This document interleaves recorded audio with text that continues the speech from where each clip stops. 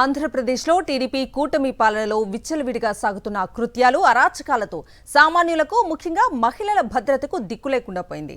సాక్షాత్తు కూటమి పార్టీల ప్రజాప్రతినిధులే కీచకులుగా మారిపోయి పశువుల మాదిరిగా బరి తెగించి మహిళలపై నిర్భీతిగా లైంగిక దాడులకు తెగబడటం నివ్వెరపరుస్తోంది. అధికారాన్ని అడ్డుపెట్టుకుని కూటమి పార్టీల నేతలు కామకూట విషం కక్కుతున్నారు. ప్రభుత్వ ఉద్యోగులపైన మహిళలపైనే బెదిరించి బ్లాక్మెయిల్ చేసి విశృంఖలంగా లైంగిక దాడులు కొనసాగిస్తుండటం చూస్తుంటే ఇక సామాన్య మహిళల సంగతేంటంటూ సర్వత్రా ఆందోళన వ్యక్తమవుతోంది.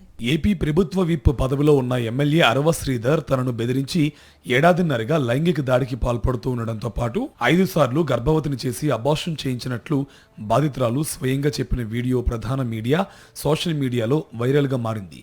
ఇదే కాదు, టీడీపీ కూటమి ప్రభుత్వం అధికారంలోకి వచ్చినప్పటి నుంచి ఇలాంటి ఘటనలు ఎన్నో వెలుగు చూసిన కూటమి పెద్దల నుంచి కనీస స్పందన లేదు. సత్యవేడు ఎమ్మెల్యే కోనేటి ఆదిమూలం, తిరుపతి కూటమి నేత కిరణ్ రాయల్, గుంటూరు తూర్పు ఎమ్మెల్యే మహమ్మద్ నజీర్, ఆమదలవలస ఎమ్మెల్యే కోన రవికుమార్, మంత్రి వాసంశెట్టి సుభాష్, కూటమి మద్దతుదారు జానీ మాస్టర్, ఇలా ఎంతో మంది దురాఘాతాలు బట్టబయలు కావడం కలకలం రేపింది.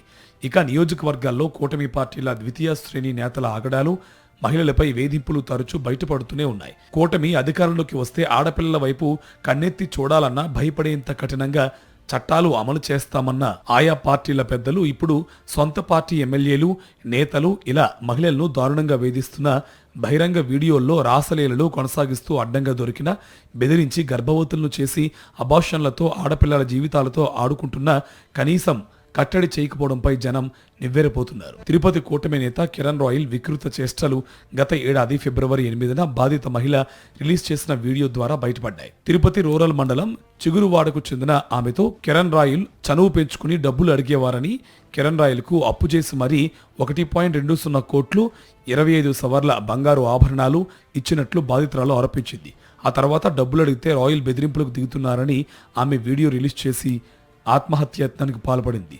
ఆ తర్వాత కూటమి పెద్దలు ఆమెకు కిరణ్ రాయల్ మధ్య బలవంతంగా రాజీ కుదిర్చారు. సత్యవేడు ఎమ్మెల్యే ఆదిమూలం కూడా కేవీబీపురం మండలంలో ఓ మహిళా నేతను బెదిరించి రాసలీలలో కొనసాగించారు. ఆమెను మోసం చేసి బెదిరింపులకు గురిచేశారు. అరాచకాలకు తెగబడ్డారు. ఈ వ్యవహారంపై బాధితురాలు బయటకొచ్చి చెప్పడంతో ఆయన అసలు రంగు బయటపడింది. సంక్రాంతి సంబరాల పేరుతో రాష్ట్ర కార్మిక శాఖ మంత్రి వాసంశెట్టి సుభాష్ బహిరంగంగా చేసిన అశ్లీల నృత్యాలు తీవ్ర విమర్శలకు దారితీశాయి. శ్రీకాకుళం జిల్లా ఆమదలవలస ఎమ్మెల్యే కోన రవికుమార్ వేధింపులు తాళలేక ఓ దళిత మహిళా ఉద్యోగి, పొందూరు కేజీబీవీ ప్రిన్సిపల్ రేజేటి సౌమ్య గత ఏడాది ఆగస్టు 18న ఆత్మహత్యకు యత్నించారు. అంతకుముందు ఆమె శ్రీకాకుళం తిలక్ నగర్లోని తన నివాసం గృహంలో ఓ ఎలక్ట్రానిక్ మీడియాకు రవి వేధింపులపై ఇంటర్వ్యూ ఇచ్చారు. అనంతరం తన గదిలోకి వెళ్లి బీపీ స్టెరాయిడ్ టాబ్లెట్ మింగి ఆత్మహత్యకు యత్నించారు. ఎమ్మెల్యే వేధింపుల వల్లే తనకి దుస్థితి వచ్చిందని, ఆయన తన కార్యకర్తల చేత తనపై సోషల్ మీడియాలో అసభ్య పోస్టులు పెట్టిస్తున్నారని, తరచూ వీడియో కాల్లో మాట్లాడుతూ వేధిస్తున్నారని ఆమె ఆరోపించారు.